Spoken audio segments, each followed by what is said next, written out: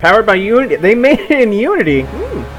Alright, so here is Tyranny. This game, haven't seen too much about it, but we're gonna do that.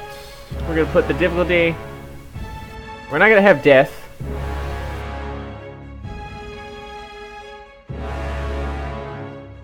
We're definitely not gonna do that, because that'd be silly. Not the bread. Not the bread.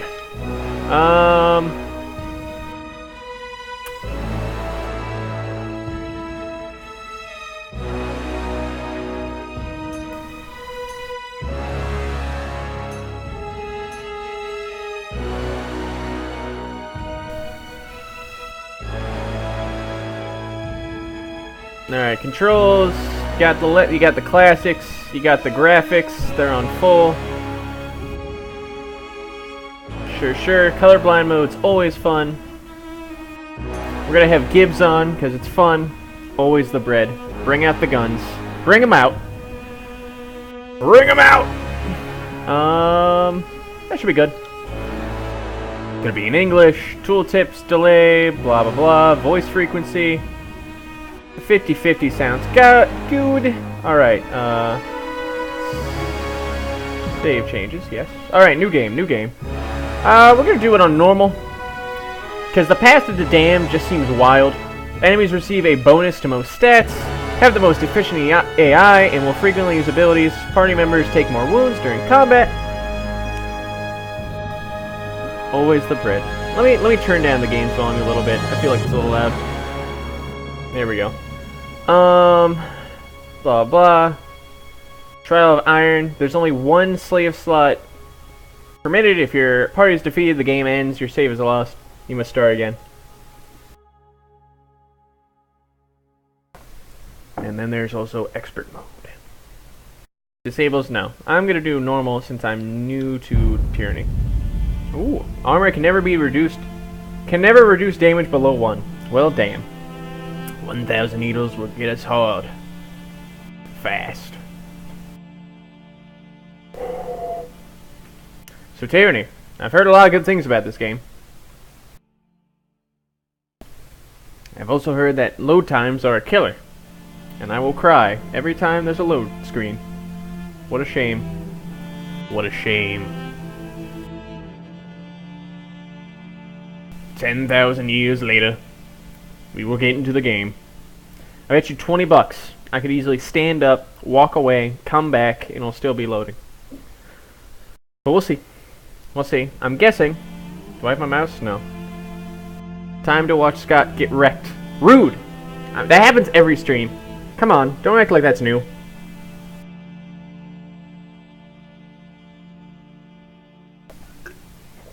Alright, let's see. Let's see who we have here.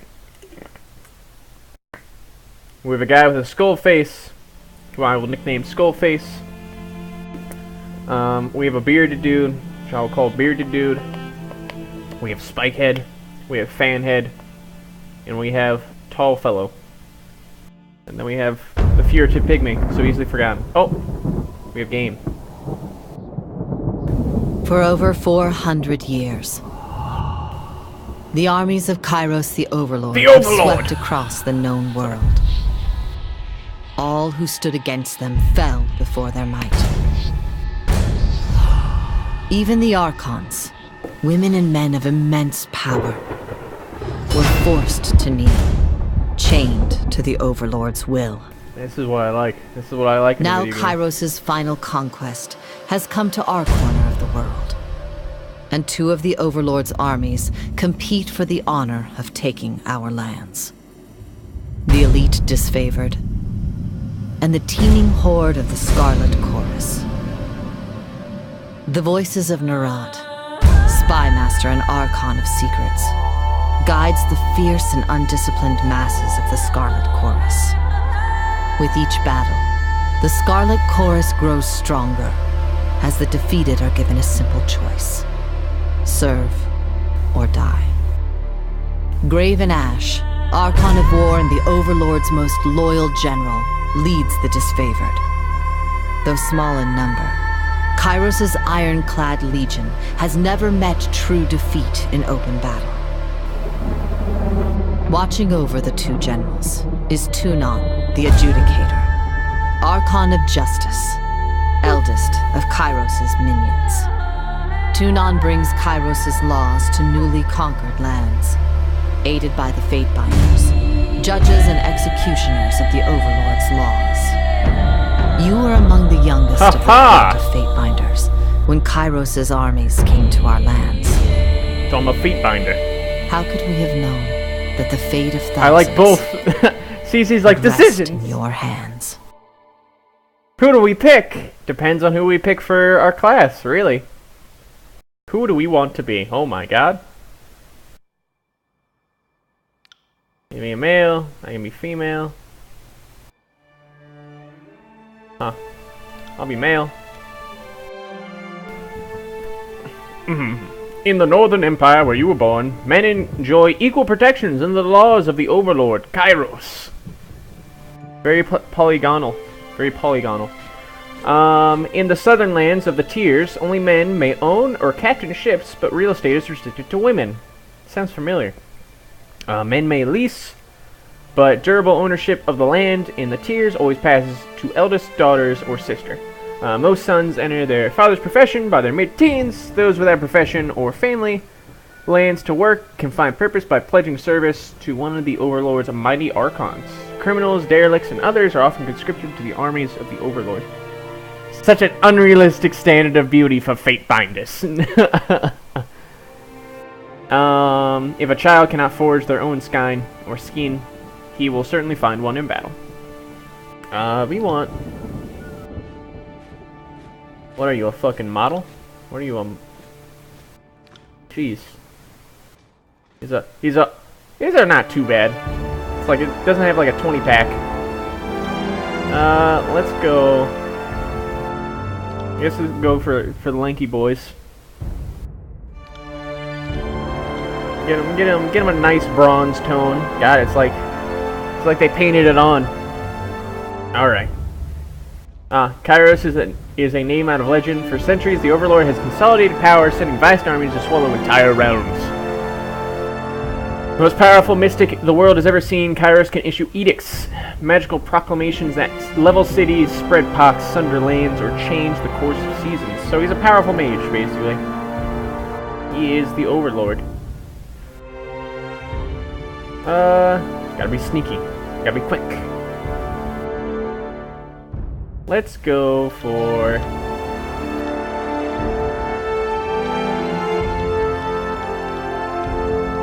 We're gonna be fierce. We're gonna be a fierce boy. What face do I want?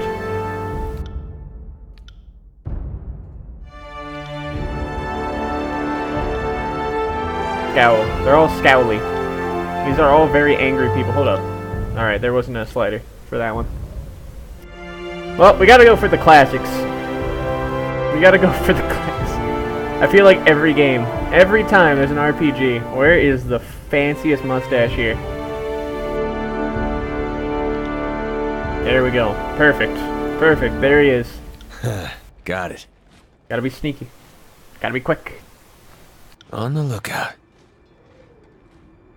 Alright, I'm fine with sneaky. I'm fine. I laugh every time. Oh. How did I join? Oh boy. Here we go. Not wishing to pay to okay, come on now. Not wishing to pay to feed and house two, the madame that purchased your mother sold you to the Proving Grounds, the Northern Empire's bloodiest and most notorious fighting arena. Given only enough training to assure the show isn't over too soon, your natural prowess and survival instinct led you to one victory after another. There was no elegant swordplay, nor formalized duels, just brutal melee and the stench of blood, shit, and bronze, with each day's gruesome necessities. It is to be said that any fighter that slays a dozen others in grand melee is given their freedom, but in 300 years, only 3 warriors have ever walked away from the Proving Grounds. When the closing horn sounded and 13 corpses lay at your feet, you became the fourth to be granted freedom to thunderous applause. But this autonomy, I can't say words. I'm skipping it. were short-lived. Within days, word of your accomplishment made its way to the Archon of Justice. CC enjoys that stuff. We got a soldier. Unable to settle the year's accounts with grain, your parents offered you a tithe. Or a tithe. It's on. Fuck you. I'm trying to stream and you're mocking me. Seeing your first battles as a child, you've known all your life how to fight, how to stay calm at the sight of blood and disembowelment, and how to rely on your fellow warriors. Deemed smarter than the average killer, you were groomed for command and given an education in letters and numbers. Those fancy omniscience stuff. With rumors of war, god dang it, rumors of war, it seemed recruitment into the disfavored legion would be obvious to match your skills, but the Archon of Justice is known to say that good iron is not used for swords, and good minds are not used for soldiers. Okay, yes, I did see that right. Claimed by Tunon, you were instead drafted into the Court of Fatebinders, where your martial skills were put to use in the enforcement of Kairos' laws. We've a hunter. Hunter voice. I think I know what kind of character I want to make. I may skip reading these others. When the leader of your home village spoke out of turn, one too many agents of the Overlord put the whole town to the torch to contain the spread of insubordination. The Bounding Viper tribe came across the smoking ruins of your village, and when the Beast Matriarch found you, frozen but unafraid, the mighty leader took you in and raised you with the protection of the tribe. For years, you lived with those wild beastmen in their migratory homes throughout the mountains, but the Bounding Vipers were a dying breed. Each long winter took a greater toll than the last, and once the dwindling tribe was too weak to defend its lands, disfavored soldiers came to disperse the ravenous scavengers your tribe had become. Finding a human amongst the wild tribe, the disfavored soldiers made a point of taking you in alive. News of the wild child in the north eventually spread to the Archon of Justice, and the Orge you were released from captivity and delivered into his court. And with the Lawbreaker, accused of a crime you most certainly did commit, you stood before Tunon, the adjudicator, Archon of Justice, and argued your case with eloquence and conviction. Impressed by your logic, reason, and confidence, he found you guilty anyway. He's like, oh yes, guilty. Fuck you. It is rumored that Tunon selects many of his agents from his prisoners. Who better to catch the wicked than those versed in such ways? In his mercy, Tunon offered you the choice of two sentences. Decades languishing in prison, or a lifetime serving him at the court of the Fatebinders. The choice was an easy one, and instead of seeing the inside of a cell, you were trained in letters, numbers, magic, and war. The laws you once broke are now yours to interpret and enforce. I think I may click... Yeah, I'm just gonna select Lawbreaker. Tunon. Yeah, let's be a rogue. Ooh. Primary expertise. As Tunon's Fatebinders, you receive training in the arts of war, intrigue, of magic, and inexhaustible depths of Kairos' law. Across the Northern Empire, the education of a Fatebinder is second to none. Those bearing the title are expected to read instructions and understand the economies of the realms in which they operate. Literacy and mathematics, skills rarely found on Territas, are essential skills in the execution of law. Subtler talents like speechcraft or tactics are honed with time and experience under Tunon's guidance. Alright, what do we want to start with? I think we want to have dual-wielding. We could do unarmed, but dual-wielding seems better. Wielding two weapons gives you an advantage of versatility, as such weapon can deal different types of damage. Or we can do unarmed attacks. I know I'd be in this game laughing my fucking ass off. You'd be a pit fighter. What do you think? Should we have a rogue that's unarmed specializing? I think that'd be pretty cool. I think that would be pretty awesome. Unarmed fighting is one of the more challenging combat styles. Damage is generally lower, but this is offset by the speed of your attacks. A good style for someone interested in being challenged. While fighting unarmed, the dodge skill is used to avoid melee attacks rather than parry. We could do that, or dual wield. And then we have like short bow, javelin, shit like that. Unarmed or dual wield.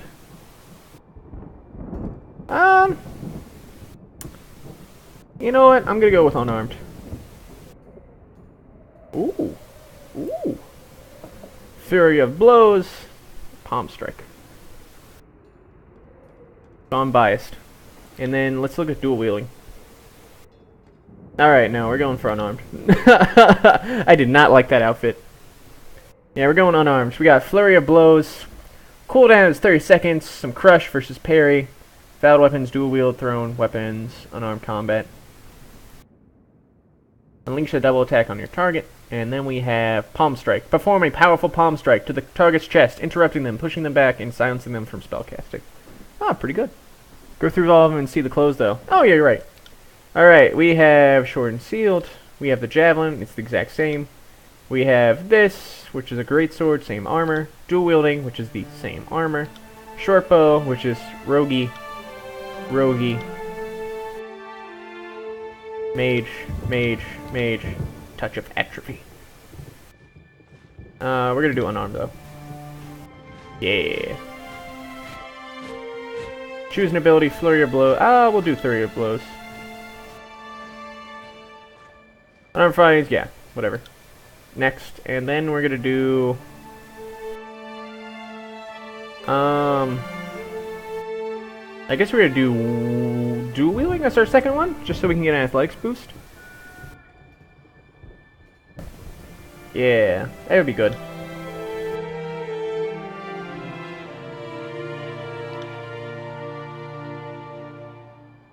Or something that will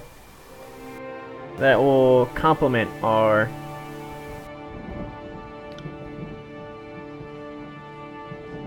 something that will complement. Yeah, you know what? Dueling would be better. Hi. Can only go with Flurry of Blows.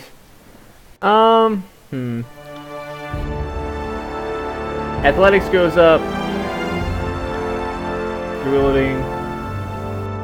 Dual athletics. Subterfuge still goes up.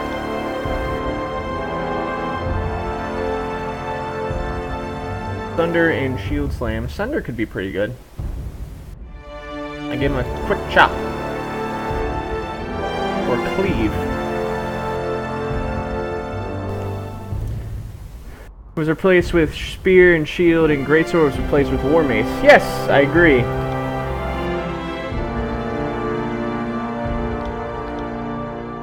Hey, wait a second. I can do both of these. Why would I not do that? Hell yeah. Give me the other one. Secondary expertise. I was trained in the art of dual palm. Closed fist style. We're gonna go with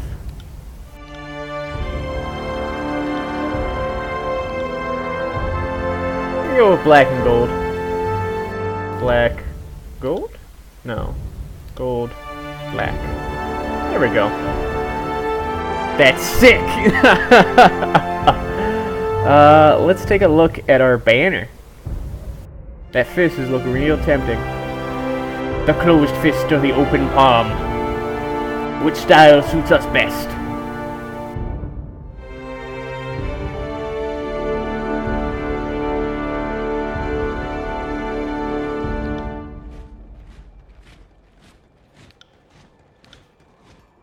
Yeah, that's sick. Closed fist. Open palm. We're gonna go for open palm. So, we are bad guys, but open palm. Which one? I think open palm invites a sense of zen to our character's life.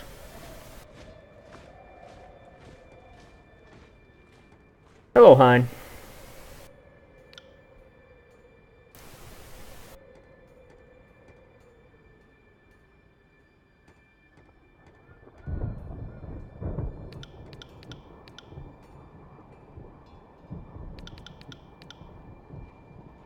Balanced. The open palm can also be stopped in your evasive of the law, right? You're right! That's clever, CC. I like the way you think. Naturally, I'm going to pump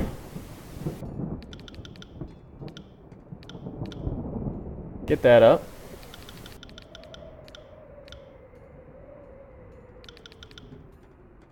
That's a pretty good spread. Athletics determines the character's ability to traverse difficult terrain as well as their ability to execute complicated moves in combat. Nice! I like it. Oh, the power. The power! Let's start with a little conquest. Selecting the conquest option will allow you to play through Kairos' campaign of the Tears, choosing how your character was involved in the invasion. Oh, fuck yeah! Hell yes! All the world has fallen to Kairos, and now the Overlord's eye The is Eye on of the Tears, Overlord. our home. The last corner of the Ooh. world Hell free yeah. of Kairos' reign. 2 armies. That's really cool, The CC. I didn't actually Disfavored see and the that. Scarlet Oh, Chorus march south from the Northern Empire, the last realm to fall to Kairos a century prior.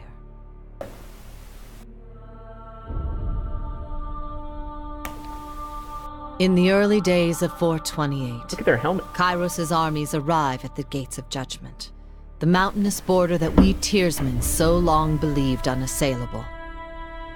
Unable to agree on a unified plan of defense, the various leaders of the Tears sit and wait for each other to deal with the conquerors, until it's too late. I'm a roguish fellow. During the conquest, you will decide your character's action during Kairos' invasion of the Tears, shaping the world through which you would venture over the course of the game. Each choice you make also affects your character and how the major factions of the Tears respond to you. Your decisions matter. Choose wisely. The year is 428, the first year of Kairos' conquest? Conquest. Our first place is the Bastard City. Oh, look at that. The Bastard City, named for its position between 2 realms, the Northern Realm and the Southern Tiers. The Bastard City and surrounding lands, known as the Bastard Tier, is a melting pot of cultures and is a place of commerce and intrigue. Stood at the northern border between Kairos' empire and the Tiers, built upon a natural harbor at the crossroads between realms, the city was a nexus of commerce. By the way, your VA is Matthew Mercer for your character. Oh, that's awesome! Wow! It's pretty good. We get to hear Matt Mercer the whole time. To the Tiers, it was a center of all wealth. To a northerner, it was little more than a backwater trading post. Its symbolic status as a gateway to the continent made it a natural first target in Kairos' military conquest. Circumstances were ideal for you to prove your worth as a soldier in Kairos' army. Taking the city would send a message to the rest of the Tiers. Kairos' will is insurmountable. Alright, we have 2 choices here. The Gates of Judgment or Infiltrate the Tiers. History would remember the Gates of Conquest as the first battle.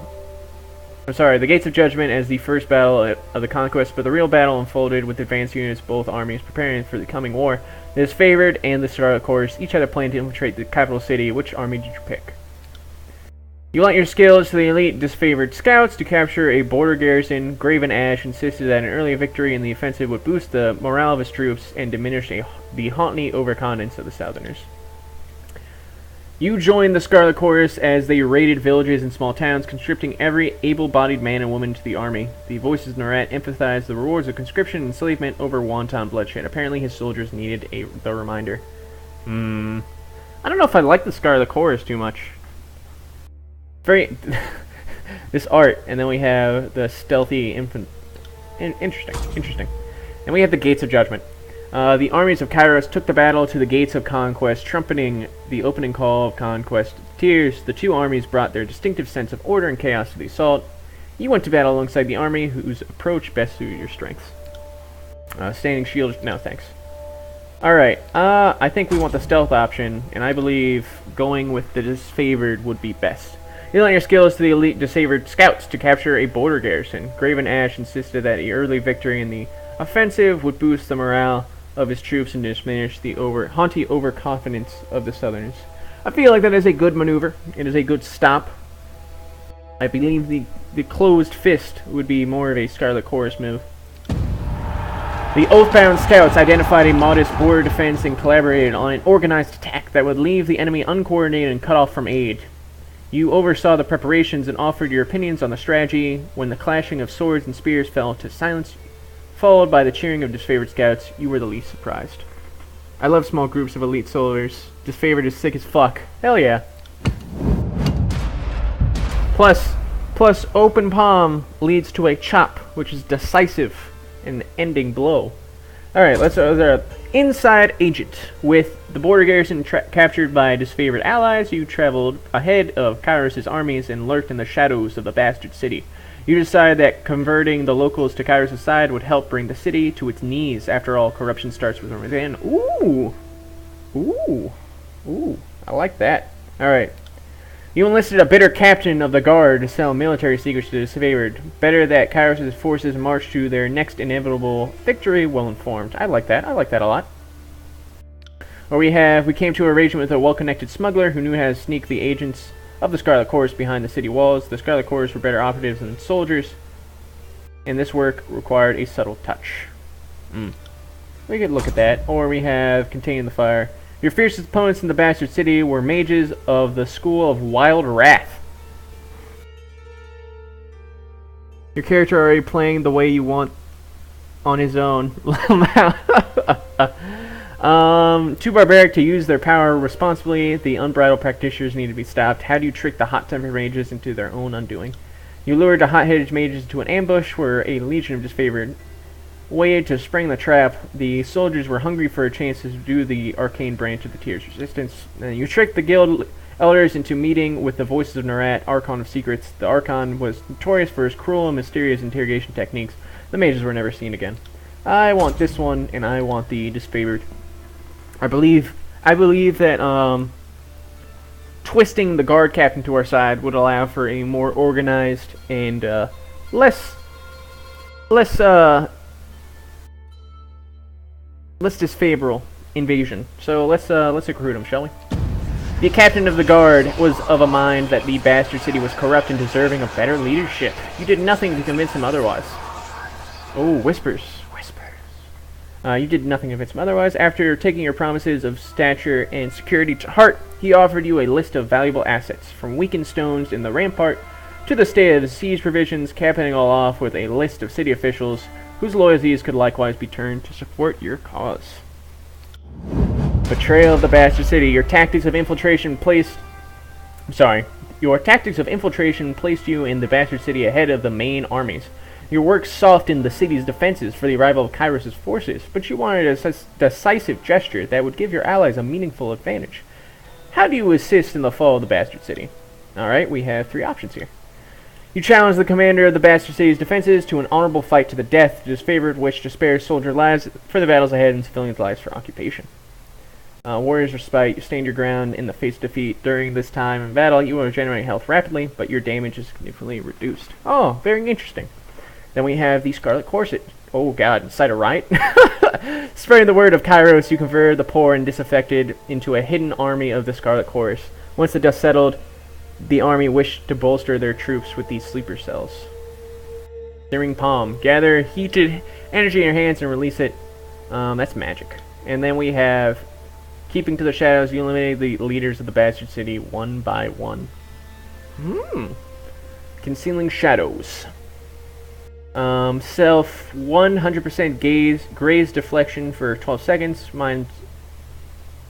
Create a cloud of obscuring shadows and dust for a short duration. Enemies that use physical attacks against you have a significantly increased chance to miss. During this time, your attacks will be also less effective. Well, I am more of a dodger, so I believe though this is interesting. This is good for a more decisive blow. I think me, personally, going one by one and just shoving my whole fist into the enemy leaders is way cooler. Keeping to the Shadows, you eliminated the leaders of the bastard city one by one. Some deaths were quiet and unnoticed, while others were gruesome beyond words. As a wave of murder overtook the city's elite, your deeds swelled in infamy. Well before the armies arrived, no one in the bastard city felt safe in their homes, much less behind their walls. By the time Kairos' forces crest the horizon, the city was fearful enough to throw open the gates and welcome their new protectors.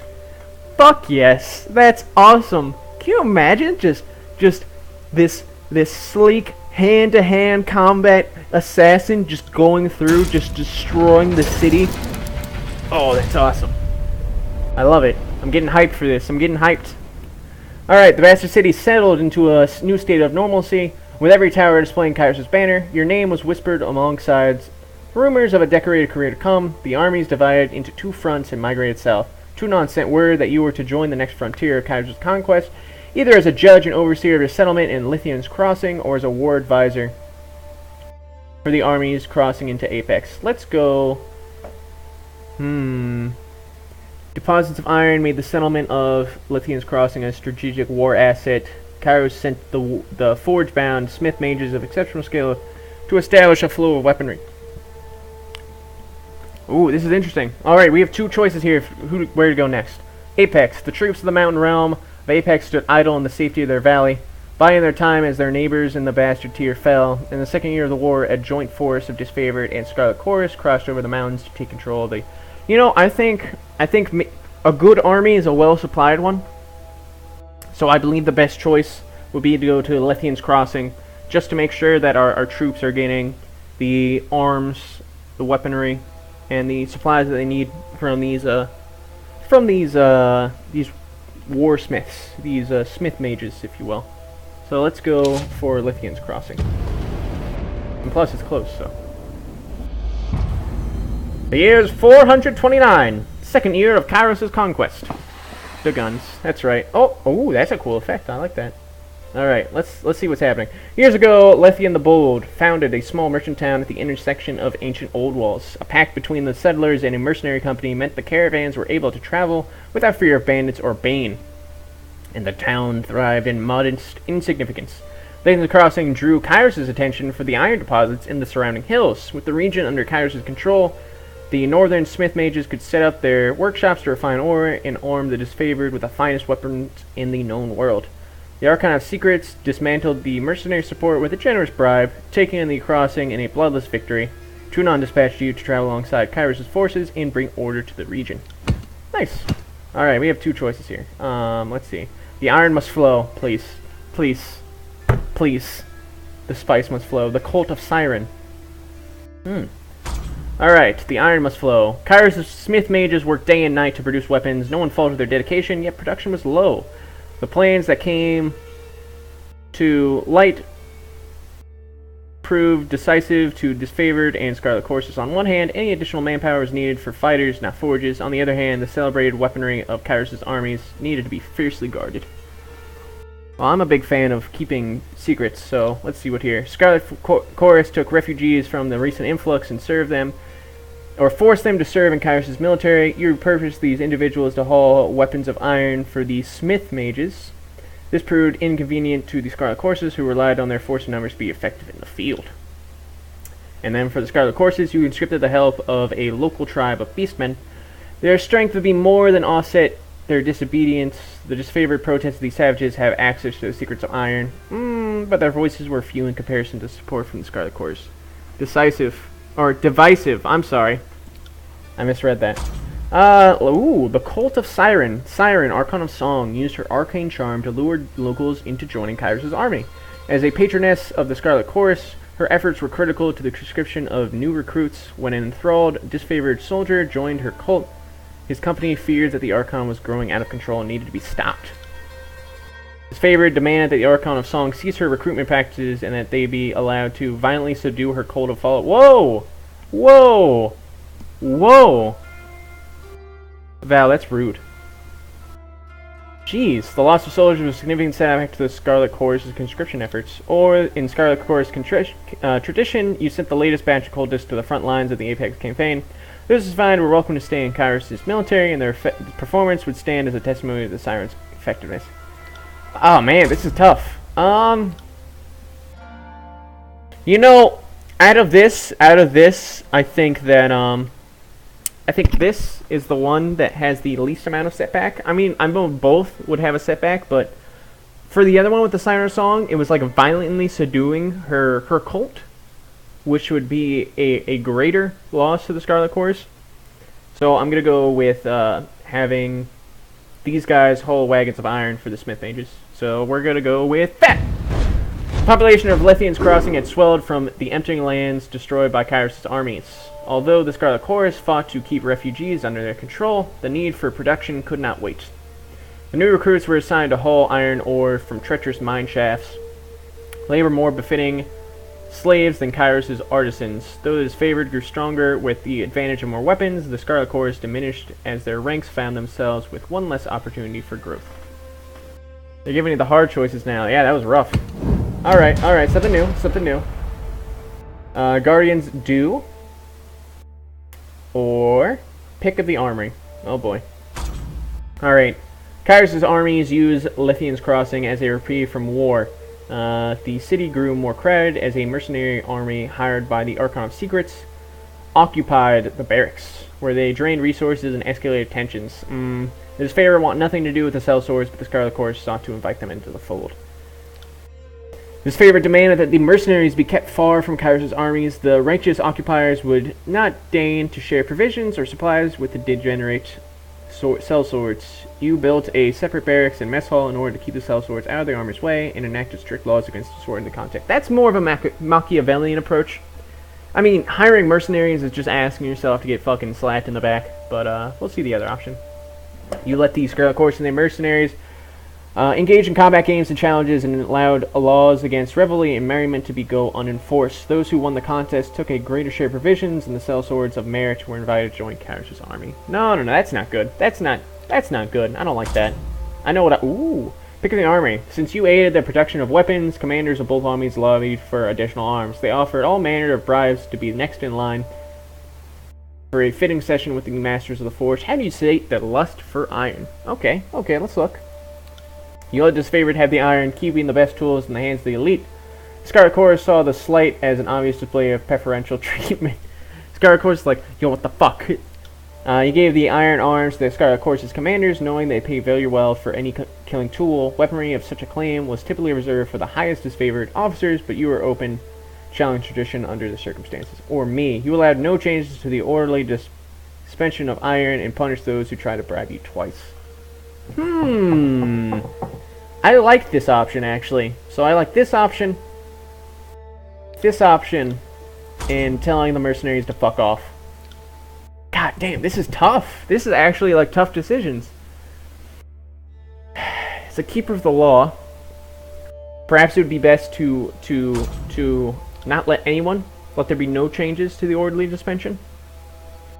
But keeping the mercenaries fucked would also be a good idea.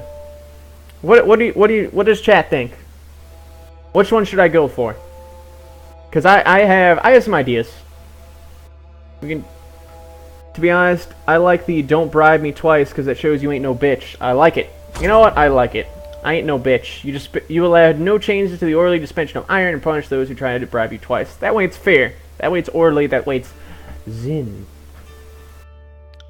Using language that left nothing open to interpretation, you let both commanders know that bribery would not be tolerated in Kairos' military. That didn't stop either of them from seeking you out again, making promises of wealth or advancement if you showed special favor. Deciding that enough was enough, you ordered both of the commanders flogged in view of their armies. Oh my god! Letting pain and humiliation teach them where reason had failed. Oh my guy's a fucking badass. He is an assassin who infiltrated a city, and then he said, hey, stop it. We're going to keep this orderly. And they came back again, and he's like, flog him. Flog him right now. And I bet he personally did it. I bet he used his own fists, and he flogged the skin off their backs. Oh, tragedy struck when a mercenary hired by the Voices in Rat injured a forge-bound artisan. Leaving him unable to practice his craft, Tunon ordered the mercenaries to leave the city in the hands of Kairos' more responsible servants. Only a token garrison could be left behind while the armies returned to the front. As the disfavored Scarlet Corps showed increasing tension and hostility towards one another, Tunon decreed its best that only one force control the crossing. Who controls the crossing? Flog with a fist. Fist flogging. Just slapped their backs. Gave them a pink back. Alright, so I can give it to the disfavored, or I can give it to the Scarlet. You know what? I think the disfavored are better with the iron. Just because the Scarlet Corps has not been satisfying me with the way they're trying to do things. This favored placed a modest garrison in the settlement of Lithian's Crossing. Though the force was larger than it needed to be to police the small settlement, protecting the forge-bound ironsmiths became the true agenda of the defense force. as these magical craftsmen kept the disfavored invasion force soothed with iron. Relieved at the departure of the Scarlet Horses, the citizens of Lethian's Crossing felt they had gotten at least the least of two burdens. You received word from Graven Ash thanking you for your decision. The Forgebound and their weaponry could not be entrusted to the voices in the red. Scarlet Horse is too scrappy, too ramshack. Yeah, they're more suited for other places, I believe. Oh, their mark's there. That's cool. Alright, now where to go?